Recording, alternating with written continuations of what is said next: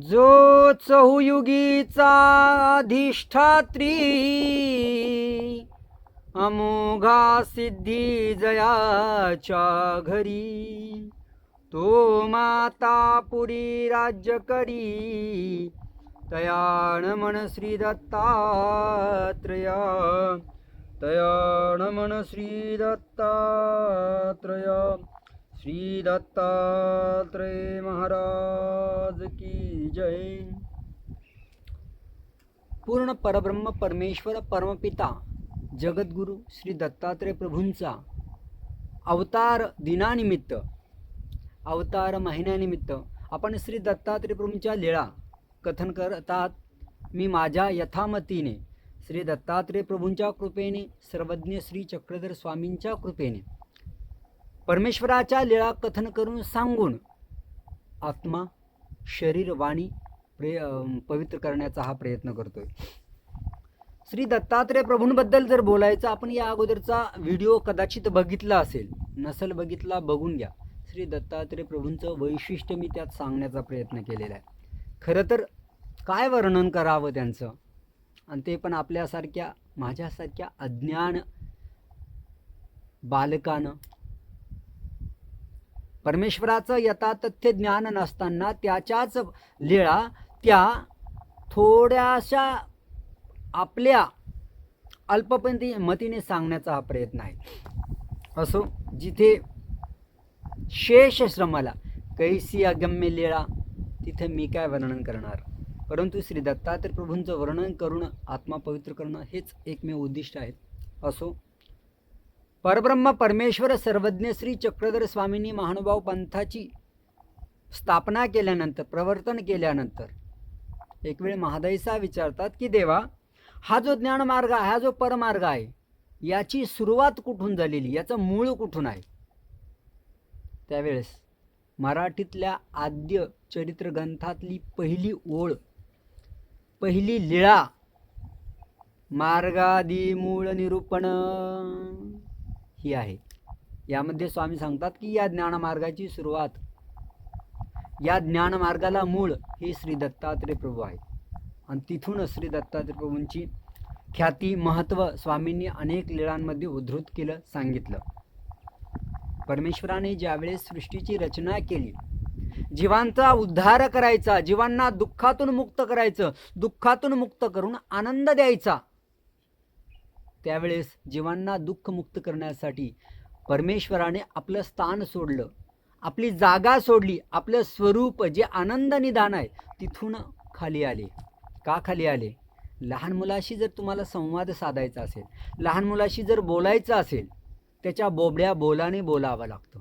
तुम्ही उंच, मुलगा लहान, बालक लहान, तर तुम्हाला एकतर खाली बसावं लागतं किंवा त्या मुलाला आपण कडेवरती उचलून घेतो, एक पातळीवर यावं लागतं. म्हणून परमेश्वराने या सृष्टीमध्ये अवतार धारण केला. अगोदरही अवतार झाले होते, आताही अवतार आहेत, पुढेही होतील. मात्र श्री दत्तात्रेय प्रभूंचा जो अवतार आहे तो वैशिष्ट्यपूर्ण आहे. पुन्हा एकदा सांगतो, अगोदरच्या व्हिडिओमध्ये आहे. नुकतंच कृतयुग संपलं होतं. कृतयुग, त्रेतायुग, द्वापरयुग, कलियुग हे 4 युग आहे. हे शृंखला आहे, हे चक्कर आहे. त्यातलं नुकतंच कृतयुग संपून ध्यान, स्वतःच्या ध्यानामध्ये मग्न असणं, आत्मोपस्थिती शास्त्रीय परिभाषेमध्ये म्हटलेलं आहे, तो धर्म संपलेला होता. आणि मग गुरुची, वडील बंधूची, पत्नीने पतीची भक्ती करावी, आई वडिलांची भक्ती करावी, हा धर्म आचरण करण्यास सुरुवात झालेली होती. हिमालयाच्या कुशीमध्ये ब्रह्मदेवाचे मानसपुत्र अत्री ऋषी हे तपश्चर्या करत होते. आणि तपश्चर्या करत असताना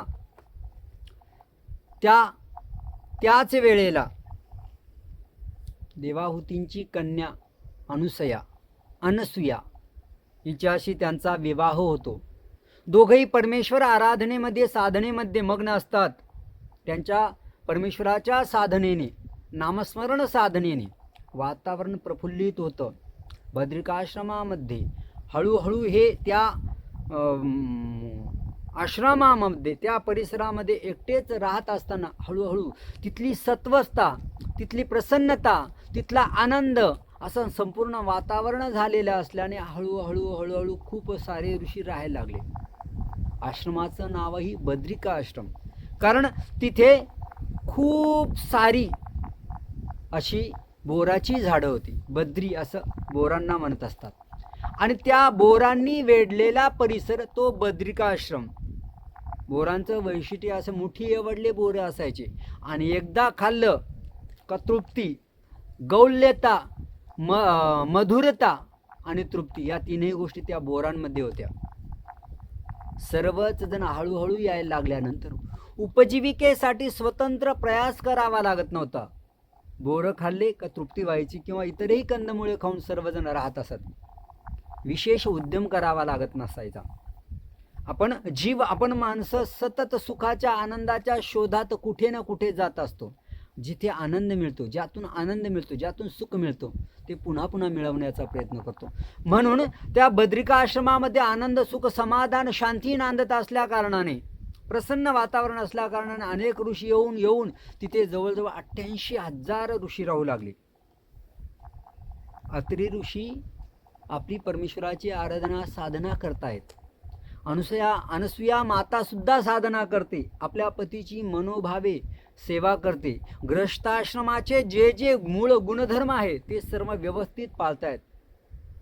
आदरातिथ्य, आलेल्या ऋषीमुनींचं, पाहुण्यांचं यथोचित स्वागत, प्रसन्न वदनाने स्वागत, सर्व गृहस्थाश्रम आहे. आणि एवढे सर्व सांसारिक जबाबदारी साधूनही अनुसया माता परमेश्वराची आराधना तितक्याच तल्लीनतेने करतायत. परमेश्वर प्रसन्न व्हावा, परमेश्वराचं ज्ञानपद मोक्षपद मिळावं यासाठी सर्वच ऋषीमुनी परमेश्वराची साधना करत असतात. अर्थात त्या साधनेमध्ये कोणी परमेश्वराला आराध्य दैवत मानतो, कोणी देवतांना मानतो, तो भाग वेगळा.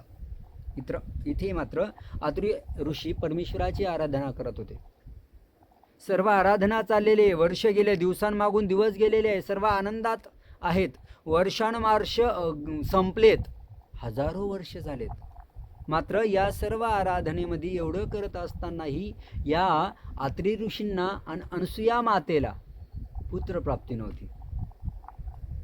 जो संसारामध्ये आहे, जो प्रपंचामध्ये आहे, जो या जगराहाटीमध्ये वागतो जगतो ना, त्याला कुठेतरी पुत्रमुख पाहावं, आपल्याला संतती असावी, ही स्वज्वळ प्रांजळ भावना प्रत्येकाला असतेच. सुरुवातीला तीव्र जरी नसली, जेव्हा सुरुवातीला मुलबाळ होत नाही त्यावेळेस होईल होईल होईल होईल या आशेखाली बरीच वर्ष जातात. अनुसया मातेचंही तसंच झालं.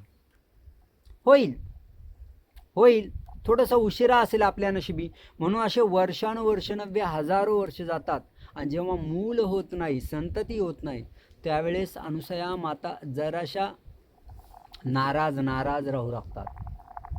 कित्येक वेळा पतीपत्नीमध्ये त्याविषयी बोलणं होत असेल. आपला पुत्र नाही, कधी होणार. अत्री ऋषी सांगत असेल की परमेश्वराची इच्छा, देवाला माहिती आहे आपलं भाग्य नेमकं कधी उजळणार आहेत, पुत्रमुख आपल्याला कधी बघायला मिळणार आहेत.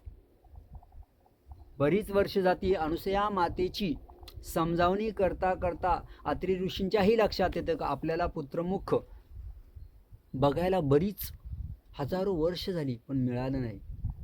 आणि त्यांच्याही मनात पुत्रमुख बघण्याची भावना जागृत झाली. काय करावं, कसं करावं, पुत्र कसा होईल, म्हणून त्यांनी परमेश्वराची आराधना तीव्र केली. परमेश्वराचं जपतप साधन सुरू केलं. आणि मग एक दिवस अनुसया मातेला गर्भ झाला, गर्भसंभूती झाली. परमेश्वरात साक्षात परब्रह्म परमेश्वर अनुसया मातेच्या उदरी आली.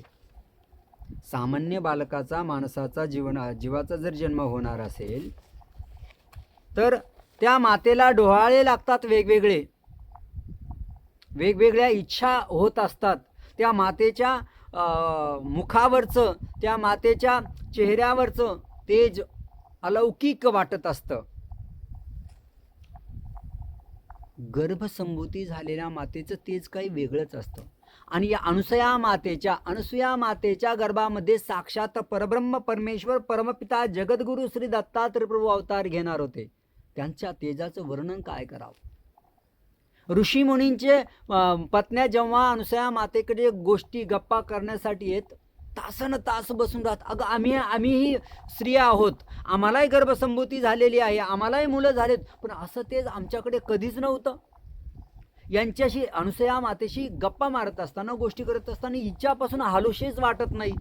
हिच्या चेहऱ्यावर तर तेज आहेत, पण हिच्या जवळ आल्यानंतर एक अलौकिक अनुभूती आल्याचा सुखद अनुभव होतो. अनसुया मातेला गर्भसंभूती झाल्यापासून सतत अनसुया मातेच्या अवतीभोवती कुणी येऊन बसत असत.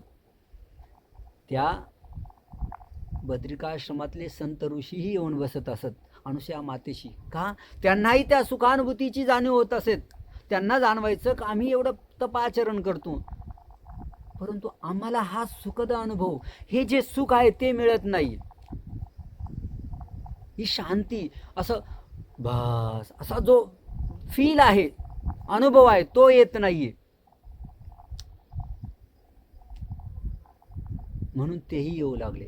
हळूहळू महिने भरत गेले आणि मार्गशीर्ष शुद्ध चतुर्दशीला श्री दत्तात्रय प्रभूंचा, जगदवंद्य असणाऱ्या प्रभूंचा अवतार झाला. साक्षात परब्रह्म परमेश्वर अनसुया मातेच्या उदरी अवतीर्ण होऊन प्रगट झालेत. सगळीकडे आनंद महोत्सव झालेला आहे. सगळ्या त्रैलोक्यामध्ये अनसुया मातेच्या गर्भसंभूतीची, अनसुया मातेला मुलगा झाल्याची चर्चा रंगते. का? अरे सर्वांनाच आपल्याला मुलं झालेत. कोणी 4 जणांना, कोणी 8 जणांना, कोणी 1 जणाला जन्म दिलेला आहे, पण असा अनुभव कधी आलेला नाहीये. प्रत्येक बालक गोंडस असतं, हवंसं वाटत असतं. मात्र अनसुयेचं बालक जे आहे ना, ते खूप आपलंसं वाटतं, त्याला घ्यावंसं वाटतं. काही वेळेला तर असं व्हायला लागलं. हळूहळू अनसुया मातेला मार्गशीर्ष शुद्ध चतुर्दशीला बालक झाल्यानंतर त्याच्या बारशापर्यंत अनेक लोक भेटायला यायला लागले. एखाद्या ऋषीने त्या बालकाला कडेवर जर घेतलं ना, तर तो सोडत नव्हता. दुसरा ऋषी त्यांच्याकडून बळजबरी घ्यायचा, हिसकून घ्यायचा. एखादी ऋषी पत्नी जर श्री दत्तप्रभूंना कडेवर घेत असतील तर ती लवकर सोडत नसत. आणि मग असं त्रैलोक्य सगळ्यांकडे ख्याती पसरली. बद्रिकाश्रमी अनसुया मातेला अतृंना पुत्र झालेला आहे. काय अलौकिक आहे, सौंदर्य काय अलौकिक आहे. लंबकर्ण आहे, विशाल नेत्र आहे, चांपे गौर वर्ण आहे. हवासा वाटतो, बघावासा वाटतो, त्याचा स्पर्श आनंददायी ठरतो. चर्चा झालेली आहे सगळीकडे, वार्ता पसरलेली आहे. आणि मग त्यांचं नामकरण करायचं. नामकरण करण्यासाठी भृगु ऋषींना पाचारण करण्यात आलं. भृगु ऋषींनी पुत्र कसा झाला याबद्दल चौकशी केली. अगोदर अशीही त्यांच्याबद्दल अफवा, त्यांच्याबद्दल वार्ता पसरलेली होती की अत्री ऋषी इतके तपश्चर्या करतात, साक्षात ब्रह्मदेवाचे मानसपुत्र असताना त्यांना वर्षानुवर्ष मुलगा झाला नाही. ही चर्चा रंगलेली होती. आणि आता ही चर्चा रंगली, काय मुलगा झाला, वाह काय सुंदर आहे. भृगु ऋषींना नामकरण करण्यासाठी बोलवण्यात आल्यानंतर भृगु ऋषींनी पार्श्वभूमी विचारली, अत्री तुम्हाला हा मुलगा कसा झाला. आणि त्यावेळेस भृगु ऋषींनी विचारल्यावरती अत्री ऋषी सांगतात, मी जेव्हा पुत्र व्हावा यासाठी परमेश्वराची तपाराधना करत होतो, त्यावेळेस मला एक दिवस त्या तपाराधनेमध्ये साक्षात परब्रह्म माझ्या समोर येऊन माझ्या हातामध्ये एक छोटंसं बालक दिल्याची अनुभूती मला झाली होती. आणि त्याच दिवशी, त्याच दरम्यान मला माझ्या पत्नीला अनसुयेला गर्भसंभूती झालेली आहे. मग असा विचार झाल्यानंतर भृगु ऋषींनी सारासार विचार केल्यानंतर मुलाचं नाव ठेवण्यात आलं सैंग ऋषी. सैंग या शब्दाचा अर्थ आहे उंच, उत्तुंग, म्हणजे उंच असणाऱ्या परमेश्वराने, श्रेष्ठ असणाऱ्या परमेश्वराने, परात्पर परब्रह्म परमेश्वराने आपला स्वतःलाच सैंग अत्री ऋषींच्या हवाली केलं. म्हणून त्यांचं सैंग ऋषी असं नाम करण्यात आलं. मग दत्त का म्हणतात तर साक्षात परमेश्वराने स्वतःलाच दान दिलं. कुणाला? आत्रेय ऋषीला. म्हणून दत्तात्रेय. दत्त या शब्दाचा अर्थ दुसराही आहे, ज्याचा संदर्भ आपण पुढे बघणार आहोत, की तीनही देव ब्रह्मा विष्णू महादेव हे तीनही देव दानाला दिले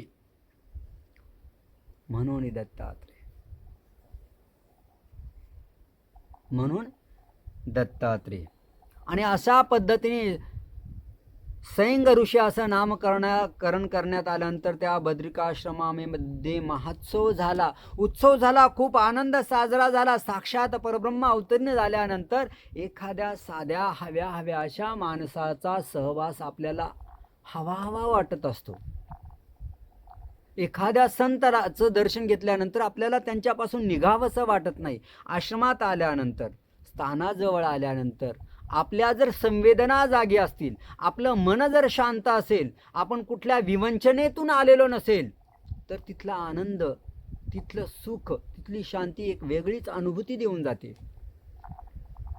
स्थानाच्या दर्शनाने, एखाद्या संतांच्या दर्शनाने, अधिकरणांच्या दर्शनाने मार्गामध्ये आल्यानंतर इथे बद्रिका आश्रमामध्ये साक्षात परब्रह्म अवतरलेत, श्री दत्त प्रभू अवतरले.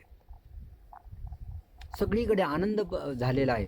आनंदामुळे सगळा परिसर दुमदुमून गेलेला आहे. अनेक पूर्ण जगतातले जे ऋषीमुनी थोर होते ते दत्तात्रय प्रभूंच्या दर्शनाला यायला लागले, भेटायला यायला लागले. जो एखादा जर अहंकाराने यायला लागला की अरे एवढं कौतुक करतायत, कोण मुलगा आहे बघूच, मी एवढा तपाचरणी, एवढा श्रेष्ठ आणि एवढी त्यांची ख्याती, चला बघूच, तर तो आल्यानंतर दत्तात्रय प्रभूंच्या दर्शनानंतर, सैंग ऋषींच्या भेटीनंतर, दर्शनानंतर जो अहंकाराने यायचा तो श्री दत्तात्रय प्रभूंच्या अर्थात सैंग ऋषींचे या छोट्याशा बालकाचे चरण स्पर्श करायचा. परमेश्वराचं सन्निधान, सहवास आनंददायी असतो. फक्त संवेदना, भक्तिरूप संवेदना, अधिकार रूप, पुण्यरूप संवेदना जाग्या असाव्या लागतात. नाही तर परमेश्वराच्या सन्निधानातही आल्यानंतर काही कोरडेच राहत असतात. परमेश्वराची भक्ती कळल्यानंतरही काही निर्ढावलेल्या रूपाने परमेश्वरापासून दूर जात असतात, वाईट वागत असतात. परमेश्वराच्या सन्निधानात आल्यानंतरही इथे भक्तिरूप संवेदना जागी लागते. पूर्व अधिकार फळास यावा लागतो. श्री दत्तात्रय प्रभूंच्या सहवासात आलेल्या प्रत्येकाचा पुण्य अधिकार आलेला होता, पुण्य फळास आलेलं होतं. दत्तात्रय प्रभूंचं दर्शन घेतल्यानंतर श्री दत्तात्रय प्रभूंच्या दर्शनाने सर्वजण शांत होत होते. हळूहळू श्री दत्तात्रय प्रभूंचा सहवास सगळ्यांना आवडल्यानंतर दत्तात्रय प्रभूंचा दुडूदुडू धावणं, हळूहळू दत्तात्रय प्रभू एखाद्या बालकाची जशी पद्धत असते, म्हणजे हळूहळू रांगणं. सुरुवातीला या मातेकडून या ऋषीपत्नीकडून त्या ऋषीपत्नीकडे क्षणभरही दत्तात्रय प्रभूंना खाली ठेवण्यात येत नव्हतं. आणि मग दत्तात्रय प्रभू हळूहळू रांगायला लागलेत. त्यांचं ते रांगणं बघून ऋषी पत्न्या कौतुक करतात. अनुसया माते, तिला सतत त्यांना अनुसया मातेच्या दैवाचा, भाग्याचा हेवा वाटायचा. ते सतत तिला म्हणायच्या की बाई तू धन्य आहे ग, काय तू मुलाला जन्म दिलाय. त्याचं ते रांगणं, त्याचं ते बागडणं, त्याचं ते दुडू धावणं सगळ्यांना कौतुकाचा विषय राहायचा. सतत श्री दत्तात्रय प्रभूंच्या जवळ कोणी ना कोणी राहायचं. सतत दत्तात्रय प्रभू कोणाच्या ना कोणाच्या कडेवर राहायचे. कधी कधी मातृवात्सल्याने अनुसया मातेला माझ्या मुलाला कुणाची तरी दिष्ट लागेल असंही वाटून जायचं. पण त्या सर्वांचं निर्व्याज प्रेम, निखळ प्रेम होतं. कशाला? आणि परमेश्वराला कसली दृष्ट लागणार आहे. मात्र मातेचं हृदय असतं, मातृहृदय असतात, कल्पना करत असतात. या ठिकाणी दत्तात्रय प्रभू दुडू रांगायला लागलेले आहेत, पळायला लागलेत. हळूहळू अनुसया माता जेव्हा कसल्या तरी कामात गुंतत असत तर ते दुसऱ्या आश्रमात जात असत, तिथंच दुसऱ्या पर्णकुटीमध्ये जात असत, खेळत असत. कुणीही श्री दत्तात्रय प्रभूंना कुठलीही ऋषी पत्नी बोलवत असत, ते त्यांच्याकडे जात असत. सवंगडी जमा झालेली आहे, खेळायला लागले. दत्तात्रय प्रभू दुडू रांगायला लागलेले आहेत. त्या बद्रिका आश्रमामध्ये फिरायला लागलेले आहेत.